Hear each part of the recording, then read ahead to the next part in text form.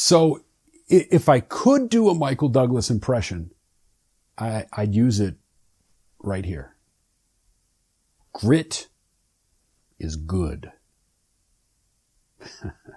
Hey everybody, it's Ed the Trainer, and we'll get into it next on this week's Tips on Tuesday.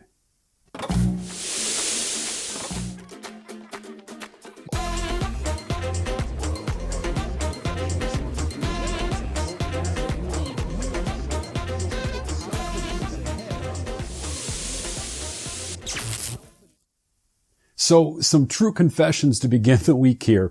I am not really the greatest at any kind of drywall repair, and I can be less than precise with a spackle knife. Of course, what this means is at the sanding stages, I could run into some problems, right? So during some recent room renovations, I again had to face my finish carpentry demons. And let's say that I wound up having to vacuum up a lot of dust. See, the problem was I was using such fine grit sandpaper that even with all my dust, I wasn't making a lot of progress. And that got me to thinking, it's a lot like dealing with problems, dealing with the changes that we'd like to make in our lives or maybe in our personal relationships. Sometimes going the route of least friction leads to very little difference. Maybe a coarser grit is the best way to gain momentum. Now, don't get me wrong here.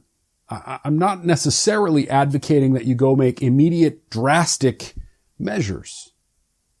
I'm just saying that sometimes growth or change begin with some of life's most uncomfortable moments, life's friction.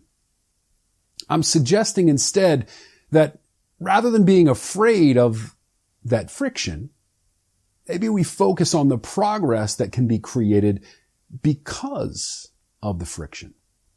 You see, if everything we do comes with the intent of avoiding too much abrasion, then we'll find ourselves standing ankle deep in piles of very fine dust, but with little to no change at all to speak of. You see, sometimes the cleanest polish begins from the grittiest of starts. The growth is in the grit. Thanks for spending a couple of minutes with me today, everybody. I really, really appreciate your time. I hope you have a great week, and I'll see you soon.